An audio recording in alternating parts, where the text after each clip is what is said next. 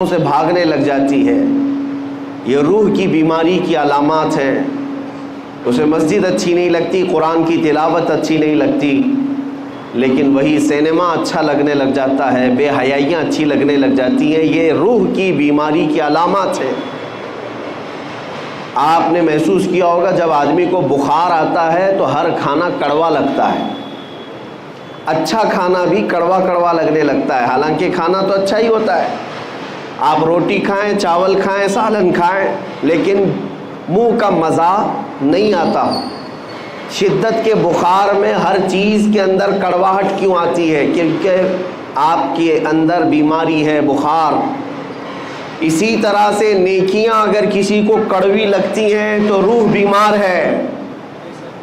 روح کی بیماری جب کبھی کسی کے اوپر آتی ہے تو اسے اللہ تعالیٰ کی طرف بڑھنے والے راستے کٹھن لگنے لگ جاتے ہیں، کڑوے لگنے لگ جاتے ہیں۔ تسبیح بھی تمہارے لیے کڑوی ہے، قرآن کی تلاوت بھی کڑوی لگتی ہے، روزہ بھی بھاری ہے اور نماز کی 2 رکعت بھی بھاری ہے۔ ہم نے دیکھا ہے فجر کی 2 رکعت جن لوگوں پر بھاری پڑتی ہے وہ اسی ٹائم پر فجر کے وقت میں 2 گھنٹہ جیم آرام سے کر لیتے ہیں۔ بڑے بڑے لوہے کی آلات اٹھاتے ہیں، استعمال کرتے ہیں، سب ٹھیک ہے، لیکن 2 رکعت بھاری پڑتی ہے، روح کی بیماری ہے۔ اب روح کی بیماری کے علاج کے لیے ہم نے بہت سارے ہاسپٹل دیکھے، ڈاکٹرز دیکھے، لیکن اس نام سے کوئی ڈاکٹر بھی نہیں، اس نام سے کوئی ہاسپٹل بھی نہیں۔ اسی کو مفتی اعظم ہند رحمۃ اللہ تعالی علیہ نے اپنے اشعار میں لکھا ہے، زہر معاصی کا طیبہ ہی شفا خانہ۔ یعنی گناہوں کے زہر کا اگر کوئی شفا خانہ ہے تو میرے مصطفیٰ کا دربار۔ اور اسی کو قرآن نے کہا، وَلَوْ أَنَّهُمْ إِذْ ظَلَمُوا أَنفُسَهُمْ جَاءُوكَ۔ جب مومنین اپنے آپ پر ظلم کر لیں، گناہوں میں آلودہ ہو جائیں تو اے حبیبی آپ کے دربار میں آئیں۔ اللہ کا حکم ہے۔ میں یہ آپ کے سامنے جو آیت تلاوت کر رہا ہوں 5ویں پارے کی آیت ہے۔ اللہ تعالیٰ فرماتا ہے رسول یہ آپ کے دربار میں آ جائیں، فاستغفروا اللہ واستغفر لهم الرسول، آپ کے پاس پہنچ کر کے اللہ کی بارگاہ میں یہ مغفرت طلب کریں، توبہ کریں۔ اور پھر دوسرے نمبر پر اللہ یہ فرماتا ہے رسول بھی ان کے لیے سفارش کریں، رسول بھی آنے والوں کے لیے سفارش کریں۔ اب آگے نتیجہ رزلٹ کیا ہوگا؟ اللہ فرماتا ہے لَوَجَدُوا اللَّهَ تَوَّابًا رَحِيمًا، تو پھر وہ لوگ دیکھیں گے عنقریب کہ اللہ بہت رحم کرنے والا اور توبہ قبول کرنے والا ہے۔ اب مسئلہ یہ ہے کہ اپنے روح کی بیماری کا علاج کروانا اور اپنے گناہوں سے توبہ کرنے کے لیے پوری دنیا ہے، لیکن اللہ تبارک و تعالیٰ فرماتا ہے رسول یہ آپ کے دربار میں آئیں، آپ کے دربار میں آئیں۔ اس آیت پر عمل کے اعتبار سے میں آج آپ کو بتاتا ہوں۔ ایک صحابی تھے ماعز اسلمی رضی اللہ تعالیٰ عنہ، ان سے ایک گناہ سرزد ہوا اور بے چینی بڑھنے لگی تو بارگاہ مصطفیٰ میں آئے۔ صحابہ بیٹھے تھے اور عرض کیا یا رسول اللہ صلی اللہ علیہ وسلم مجھ سے خطا ہو گئی ہے۔ حضور نے فرمایا بتاؤ کیا غلطی ہوئی، کیا خطا ہے؟ انہوں نے کہا بتا نہیں سکتا سب کے سامنے، بتانے میں مجھے شرم محسوس ہوتی ہے۔ حضور اکرم صلی اللہ علیہ وسلم نے فرمایا بتاؤ تو صحیح، تمہارے متعلق علاج بتایا جائے گا۔ اب مجھے آپ کو یہی بتانا ہے کہ صحابی رسول ہیں، ایمان کے اعلیٰ درجے پر ہوتے ہیں صحابی۔ جب ان سے گناہ سرزد ہوا، خطا سرزد ہوئی تو مسجد بھی موجود تھی، خانہ کعبہ بھی ہے، اللہ ہی تو بخشش کرنے والا ہے، اللہ ہی مغفرت کرنے والا ہے۔ اس صحابی رسول نے مسجد کا رخ کیوں نہیں کیا، خانہ کعبہ کے پاس کیوں نہیں گئے، سیدھے بارگاہ مصطفیٰ میں کیوں آئے؟ صحابی کا عمل یہ بتاتا ہے کہ پہلے رسول کی سفارش ضروری ہے۔ رسول کریم صلی اللہ تعالیٰ علیہ وسلم اگر سفارش فرما دے تو اللہ توبہ جلد قبول فرمائے گا۔ وہ آئے، نبی اکرم صلی اللہ تعالیٰ علیہ وسلم سے جب پوچھا تو انہوں نے کہا مجھ سے زنا ہو گیا۔ حضور پاک صلی اللہ علیہ وسلم نے اپنا چہرہ مبارک پھیر لیا، کہا کہ تم ہمارے ہاں سے نکل جاؤ۔ اب وہ زار و قطار رونے لگ گئے، اتنا رونے لگ گئے کے قدموں میں گر گئے. کہا کہ اگر آپ ناپاک کریں تو پھر میں کہاں جاؤں. اعلیٰ حضرت نے اسی کی ترجمانی کرتے ہوئے یوں کہا ہے: تجھ سے جو منہ چھپاؤں تو کروں کس کے سامنے. یا رسول اللہ، تم سے جو منہ چھپاؤں تو کروں کس کے سامنے؟ کیا اور کسی سے توقع نظر کی ہے؟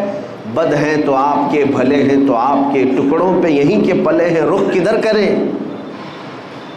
اس صحابی نے جب حضور اکرم صلی اللہ علیہ وسلم کی بارگاہ میں رو کر کے اپنا جرم کا اقرار کیا تو حضور نے پھر 3 مرتبہ پوچھا: تم ہوش و حواس میں کہہ رہے ہو؟ تم ہوش و حواس میں کہہ رہے ہو؟ انہوں نے کہا: ہاں بالکل ہوش و حواس میں کہہ رہا ہوں. کہا: تمہیں پتہ ہے زنا کی سزا کیا ہے؟ کہا: ہاں مجھے پتہ ہے. اس کے بعد رسول رحمت صلی اللہ علیہ وسلم نے صحابہ سے کہا کہ انہیں سنسار کیا جائے گا. وادی انم، آج بھی وہ وادی موجود ہے مدینے کے مضافات میں، ایک چھوٹی سی پہاڑی ہے. صحابہ لے کر کے گئے. اسلام کی ایک عظیم سزا ہے یہ، زنا پر رکھی ہوئی سزا. لوگ اس کا مذاق اگرچہ اڑاتے ہوں کہ اسلام گردن کاٹنے کی اور سنسار کرنے کی اجازت دیتا ہے، حکم دیتا ہے، تمہیں اندازہ نہیں. یہ سزائیں فطرت کے عین مطابق ہیں، اس لیے کہ کینسر کے پھوڑے کو اگر نہ کاٹو گے تو جسم میں زہر پھیل جاتا ہے. اور یہ سزائیں اسی لیے رکھی گئی ہیں کہ معاشرہ ڈس بیلنس نہ ہو. یہ سزا اس وقت تمہیں اچھی لگے گی جب کسی کی اپنی بیٹی کے ساتھ کوئی زنا کر لے. ہم نے ان لوگوں کے بارے میں بھی سنا ہے جن کا تعلق اسلام سے نہیں ہے، لیکن جب ان کے گھروں کی بچیوں کا ریپ ہوتا ہے تو وہ اعلاناً یہ کہتے ہیں کہ ہماری بچیوں کے ریپسٹ کو اسلام جو سزا دیتا ہے وہی دی جائے. وہ اس چیز کا مطالبہ آج بھی کر رہے ہیں. یہی تو بات ہے میرے عزیزو، جس طرح تمہاری بیٹی کی عصمت تمہارے لیے عزیز ہے، اسلام ہر بیٹی کی عزت کو وہی مقام دیتا ہے. ہر بیٹی کی عزت کا مقام ہے. انہیں سنسار کرنے کے لیے لے جایا گیا اور صحابہ نے انہیں سنسار کر دیا. ان کی روح پرواز کر گئی. واپس جب آئے رسول رحمت صلی اللہ تعالیٰ علیہ وسلم، یہ اللہ کے قوانین ہیں، اللہ کے حدود ہیں، اس پر عمل کرنا ضروری ہے، لیکن تقاضۂ بشریت یہ ہے کہ دل بھی تو کسی سے لگا رہتا ہے. حضور پاک صلی اللہ تعالیٰ علیہ وسلم غمگین تھے، آنکھوں سے آنسو تھے. حضور گئے نہیں تھے. صحابہ جب آئے تو حضور نے پوچھا: میرے مائز کو جب مار رہے تھے تم لوگ تو وہ کیا کہہ رہے تھے؟ تو صحابہ نے کہا: یا رسول اللہ، ان کو جب مارا جا رہا تھا تو وہ یہ کہہ رہے تھے: ترحم لنا یا رسول اللہ، اے اللہ کے رسول مجھ پر رحم کر دیجیے. انہوں نے خود سے اقرار کر کے وہ سزا کو لیا ہے، زبردستی پکڑ کر کے ان کو سزا نہیں دی گئی. ماعز اسلمی جانتے تھے کہ اگر میں دنیا کی سزا لے لوں گا تو محفوظ، اگر قیامت کی سزا کا انتظار کیا تو اس سے 99 گنا زیادہ سزا ہو سکتی ہے. وہ صحابی جانتے تھے، اسی لیے دنیاوی سزا کو انہوں نے ترجیح دی. خود سے قبول کیا کہ مجھے یہی سزا دو، آخرت کی سزا کا میں انتظار نہیں کرنا چاہتا. بہرحال بات یہ ہے کہ وہ بارگاہ مصطفیٰ میں گئے، سزا تو ہوئی، لیکن جیسے ہی ایک صحابی نے بڑھ کر کے کہا: آقا میرے ہاتھ میں اونٹ کی ایک ہڈی تھی، میں نے وہ لے کر کے مائز کی کھوپڑی پر مارا تو ان کی کھوپڑی پٹ گئی اور خون میرے جسم پر آ کر گرا، تو میں یہ سوچ کر کے ہٹ گیا کہ گنہگار کا خون ہے. میرے آقا کو جلال آ گیا، کھڑے ہو گئے، کہا: اپنے جملوں کو واپس لو. وہ میرے دربار میں آ کر توبہ کر کے گیا ہے. یہ سزا جو دی جا رہی تھی وہ حدود قائم رکھنے کی سزا ہے، نظام عدل ہے، یہ قانون ہے. لیکن تم نے کیسے کہا کہ وہ گنہگار کا خون تھا، پاپی کا، خطاکار کا خون تھا؟ تم اپنا جملہ واپس لو. اس لیے کہ ابھی جبرائیل امین میرے پاس آئے تھے اور یہ بشارت دے کر کے گئے: یا رسول اللہ، آپ کے ماعز نے ایسی توبہ کی ہے کہ اس کے عوض اللہ نے پورے مدینے والوں کے گناہ معاف کیے. عزیزان گرامی، یہ واقعہ میں نے اس لیے عرض کیا کہ بارگاہ مصطفیٰ میں جو ایک بار پہنچ جائے، مولا کریم اس کے بھی گناہ معاف کرتا ہے، اس کے متعلقین کے بھی گناہ معاف فرماتا ہے. اسی لیے ہمارے لیے آج بھی وہ دربار کھلا ہوا ہے. اب بات آتی ہے، صحابہ تو گئے حضور کے پاس، جب کبھی ان سے خطائیں ہوئی حضور کے پاس گئے، کیونکہ قرآن کہتا ہے، آیت پر عمل ہے: وَلَوْ أَنَّهُمْ إِذْ ظَلَمُوا أَنفُسَهُمْ جَاءُوكَ جب مومنین اپنی جانوں پر ظلم کریں تو یا اے رسول یہ آپ کے پاس آ جائیں۔ تو ٹھیک ہے، اس آیت پر صحابہ نے تو عمل کر لیا، لیکن جب میرے آقا صلی اللہ تعالیٰ علیہ وسلم وصال فرما گئے اور ہم سب سے پردہ فرما لیا، تو اب قیامت تک آنے والے اس آیت پر کیسے عمل کریں گے؟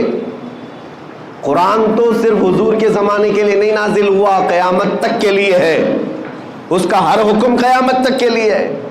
اب اس آیت پر ہم اور آپ کیسے عمل کریں گے؟ مثال کے طور پر گناہ ہم سے بھی ہوئے، آپ سے بھی ہوئے، اور قرآن کہتا ہے جب گناہ زیادہ ہو جائیں تم سے تو جاؤ رسول کے دربار میں، رسول کے دربار میں۔ اب مان لیا کہ مدینہ کے دربار میں ہر ایک گنہگار کو پہنچنا ضروری ہوتا، تو آج کے حالات بتا رہے ہیں کہ ہر غریب اور ہر امیر نہیں پہنچ سکتا، حالات الگ مختلف ہوتے ہیں۔ اور آج تو حج اور عمرے اس قدر مہنگے ہو گئے کہ ایک عام آدمی کے بس سے باہر ہوتے نظر آتے ہیں، اور گناہوں کا تو سیلاب ہمارے پاس ایسا ہے کہ ہر مہینے جائیں تو بھی کم ہے۔ تو بارگاہ مصطفیٰ میں جانے کا حکم تو آیا، لیکن جائیں کیسے؟ قرآن تو کہہ رہا ہے جاؤ رسول کے دربار میں، اگر وہ سفارش کر دیں تو اللہ بھی تمہاری توبہ قبول کرے گا۔ تو اب اس آیت کے تحت تمہیں یہ ماننا پڑے گا اللہ تعالیٰ کسی بھی بندے پر اس کی طاقت سے زیادہ کا حکم نہیں دیتا، اس کی طاقت سے زیادہ کا حکم نہیں دیتا۔ وہ افریقہ کی سرزمین پر رہنے والے جو 2 روٹیوں کے لیے اپنے پیٹ پر پتھر آج بھی باندھتے ہوں، وہ 2 روٹیوں کے لیے بڑی محنت اور کشمکش میں مبتلا رہتے ہوں، وہ جب گناہ کر لیں تو مدینے کیسے پہنچیں گے؟ ان کے پاس تو اسباب بھی نہیں۔ اور ہمارے وطن میں بھی بہت سارے غریب ہیں، کیا وہ ہر ایک مدینہ طیبہ اور عرب کا سفر کرنے کے قابل ہے؟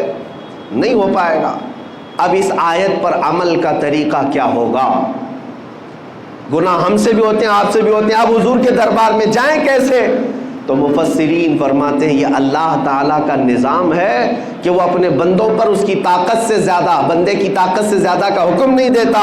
آج اگر ممبئی کی سرزمین پر تم بیٹھے، دلی کی سرزمین پر تم بیٹھے، غریب ہو، اسباب نہیں، استطاعت نہیں، گناہ ہو گئے، خطائیں ہو گئیں، اب مجھے اپنی توبہ کے لیے بارگاہ مصطفیٰ میں جانا ہے لیکن اسباب نہیں، تو اللہ تعالیٰ کی اس آیت پر عمل کا طریقہ یہ ہوگا کہ جس دن تمہیں احساس ہو جائے مجھے توبہ کرنا ہے، کسی بھی گوشے میں بیٹھ جاؤ، آنکھیں بند کر لو اور میرے مصطفیٰ کو حاضر و ناظر تصور کر لو، اس آیت پر عمل ہو جائے گا۔